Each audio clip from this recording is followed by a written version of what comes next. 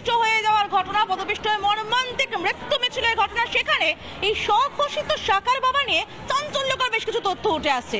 জানতে পারা যাচ্ছে একেবারে নিজস্ব বাহিনী ছিল নাকি সাকার বাবার। কিরকম সে বাহিনী জানবো, আমার সঙ্গে কিশোর রয়েছে। কিশোর, এই স্বঘোষিত সাকার বাবার নিজস্ব বাহিনী, এই বিষয়টা ঠিক কিরকম বলতো? এরকম নিজস্ব বাহিনী রাখা যায়, সেটাই তো আশ্চর্য লাগছে। সমাদৃতা, ভাবতে গেলে তুমি মানে চমকে উঠবে।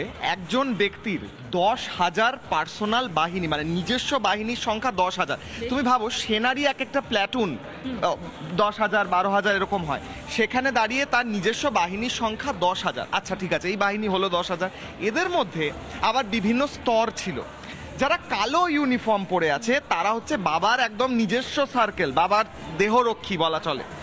আবার যারা সাদা পড়ে আছে তারা এক প্রকার গোয়েন্দা টাইপের, অর্থাৎ তারা ভক্তদের দিকে নজর রাখবে, কেউ বাবার ক্ষতি করতে চায় না তো, কেউ সবাই ঠিকঠাক বসে আছে তো, সবাই ঠিকঠাক কাজ করছে তো, এইরকম। আবার পিঙ্ক পরে অর্থাৎ গোলাপি কাপড় পরে কিছু থাকতো বাহিনীর সদস্য, যারা, আমি প্লাজমার কাছেও যাব, কয়েকটা তথ্য দেখাবো এই মুহূর্তে। আমি ভিডিও জার্নালিস্টকে অনুরোধ করবো আমাদের সঙ্গে আসার জন্য। এবার বাকি যাদের কথা বলছি আমি, সবার গোলাপি পরে যারা থাকতো তারা কি করতো, তারা হচ্ছে মহিলাদের নিরাপত্তার দায়িত্বে থাকতো। সমাদৃতা, আমাদের প্রশ্ন হচ্ছে এই 10,000 বাহিনী একদম আনট্রেন্ড, এদের কোনো ট্রেনিং নেই, এরা বাবার নিজস্ব বাহিনী এবং তারা যা ইচ্ছা করতে পারতো আশ্রমে।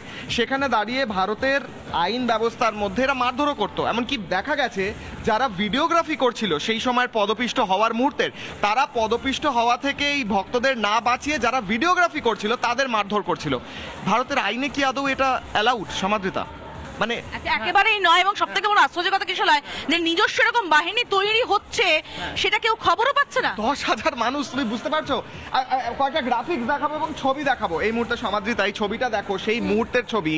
এই বাবা নিজের যখন নিয়ে বেরোচ্ছিলেন, কনভয় নিয়ে বেরোচ্ছিলেন, বলা হচ্ছে বাবা এক মুহূর্ত থামেননি, ভক্তরা পেছনে ছুটছেন বাবার গাড়ির তলা থেকে একটু ধুলো নেওয়ার জন্য, ভক্তরা পিছন পিছন ছুট লাগিয়েছেন। আর মানুষের সংখ্যা দেখো, 85,000 মানুষের আসার অনুমতি, সেখানে 2.5 লক্ষ মানুষ, মাথা কাউন্ট করতে পারবে না তুমি।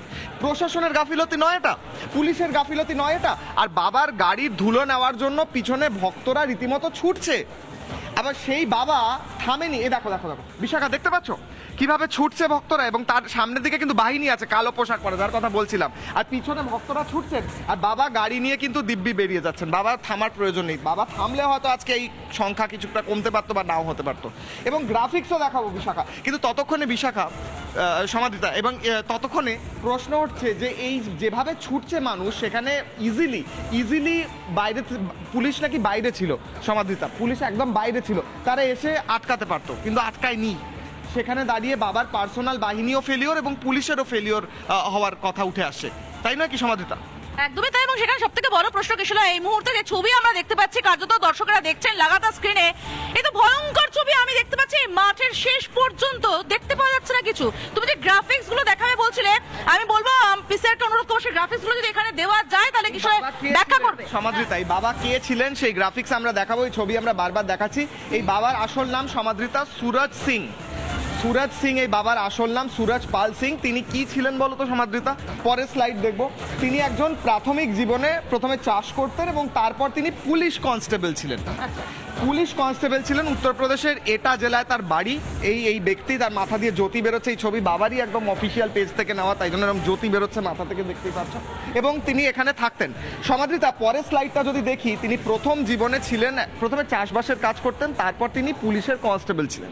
এবং পরের স্লাইড, এবং পুলিশের কনস্টেবল থাকাকালীন তার হঠাৎ কোনো একদিন মনে হয় যে ধর্মীয়ভাবে বা আধ্যাত্মিকভাবে তার ভেতরে একটি জাগরণ ঘটছে, এবং প্রথম জীবনে কৃষিকাজ করতেন, যেমনটা আমি তোমায় বললাম সমাদৃতা, এবং তারপরে জীবনে পুলিশের কনস্টেবল, এবং তারপরেই পুলিশের কনস্টেবল থেকে এই উত্থান।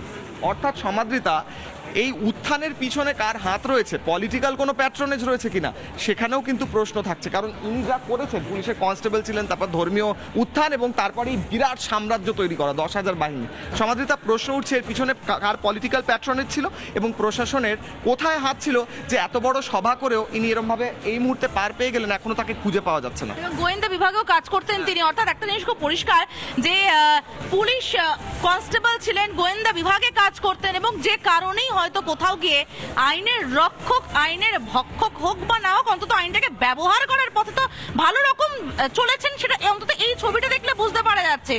নিজস্ব বাহিনী থাক, যাই থাক না কেন, এবং সব থেকে বড় কথা হচ্ছে যে পরিস্থিতি হোক না কেন, এই ধরনের মর্মান্তিক দুর্ঘটনা ঘটে গেল, প্রশাসন কোথায় তার উত্তরটা পাওয়া যাচ্ছে না। নিশ্চিতভাবে নিজস্বভাবে তদন্ত কমিটি গড়ে তদন্ত শুরুও হয়েছে কিশলয়, এবং সেই জায়গায় দাঁড়িয়ে থেকে আমরা শুনবো নিশ্চিতভাবে, সারাদিন ধরে আমরা শুনছি, দেখাচ্ছি, কিন্তু ঠিক কি ঘটেছে সেটা একবার দর্শকদেরকে দেখে নিতে চাইবো।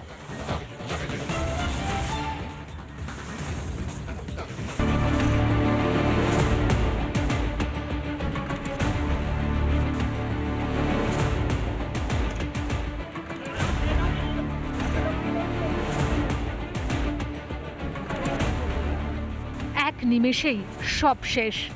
হাসপাতালের মর্গে সারি সারি লাশ, শিশু থেকে বৃদ্ধ, চোখের সামনে পড়ে সাদা চাদরে মোড়া নিথর দেহ। শোনা যাচ্ছে কেবলই স্বজনহারাদের আর্তনাদ। সৎসঙ্গে যোগ দিতে গিয়ে উত্তরপ্রদেশের হাথরাসে পদপিষ্ট হয়ে মৃতের সংখ্যা 120 পার। মৃতের সংখ্যা আরও বাড়ার আশঙ্কা। মর্গে চলছে দেহ শনাক্তকরণের কাজ। रात से भाग रहे हैं, मतलब कभी अलीगढ़ गए, कभी मतलब हाथरस आए थे, सिकंदरा गए थे, सिकंदरा के बाद एटा गए थे, मतलब वहाँ पे इन्फॉर्मेशन कोई भी नहीं मिली। वहाँ 4 बॉडी मिली थी हमारे लिए देखने के लिए, उसमें कोई नहीं था। फिर मतलब रात में फिर इधर आए थे, इधर आने के बाद फिर यहाँ पे हमें एक बॉडी मिल गई थी अपनी।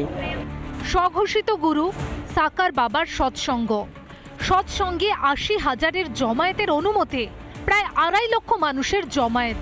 সৎসঙ্গ শেষে বেরোনোর সময় হুড়োহুড়িতে পদপিষ্ট হয়ে প্রাণ হারান শতাধিক। 80,000-এর অনুমতিতে 2.5 লক্ষ মানুষ কিভাবে? বুধবার সকালে সরেজমিনে ঘটনাস্থল পরিদর্শনে যান উত্তরপ্রদেশের মুখ্যমন্ত্রী যোগী আদিত্যনাথ। হাথরাস হাসপাতালে গিয়ে কথা বলেন আহতদের সঙ্গেও। সৎসঙ্গে গিয়ে মৃত্যুর কোলে ঢলে পড়লেন বহু ভক্ত। এদিকে ঘটনার পর থেকেই বেপাত্তা স্বঘোষিত ধর্মগুরু সাকার বাবা। এত মানুষের মৃত্যুর দায় নেবে কে? রিপাবলিক বাংলা। গণহত্যার চূড়ান্ত শাস্তি দেওয়ার জন্য